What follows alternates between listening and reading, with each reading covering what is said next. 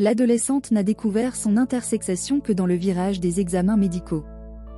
Les personnes naissent avec caractéristiques sexuelles qui sont féminines et masculines en même temps, soit pas complètement féminine masculin, féminin ou masculin. Nous découvre des testicules internes enfants avec une apparence d'une fille, utérus ovaire à enfant qui ressemble garçon.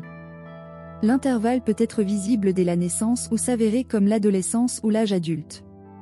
40 variations. L'intersexation n'implique pas en soi problème de santé, mais le monde médical, souvent peu informé droits fondamentaux, a toujours tendance à vouloir normaliser corps, à corriger par des traitements médicaux ou interventions chirurgicales, indique genre pluriel. Nous pratiquons ensuite les réductions clitoridales, l'élimination des testicules fonctionnels, une vaginoplastie. La grande majorité de ces chirurgies ne sont pas nécessaires pour préserver ou protéger la santé. Toutes les lumières étaient allumées. Dans le cas de Coralie, la vaginoplastie a eu lieu 4 mois à peine après l'indication du chirurgien sans aucun soutien psychologique ni explication de l'intersexation. Le jugement spécifie également que les médecins du UDERF n'ont pas obtenu l'interconsentement de la patiente mineure, ni de sa mère. Les dangers de l'intervention ne leur ont pas été expliqués.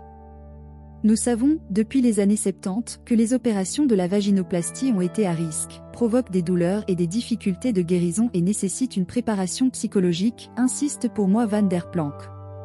Toutes les lumières étaient allumées. D'autant plus que le patient était mineur.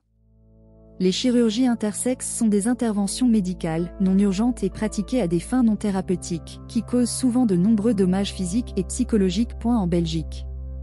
Une résolution adoptée en février 2021. En février 2021, le Parlement belge, après avoir été arrêté par le Comité des droits de l'enfant de l'ONU, a adopté à l'unanimité une résolution demandant au gouvernement fédéral un cadre législatif pour protéger l'intégrité physique des mineurs en veillant à ce que leurs caractéristiques sexospécifiques ne soient pas être modifiées sans leur consentement éclairé, sauf dans les situations d'urgence.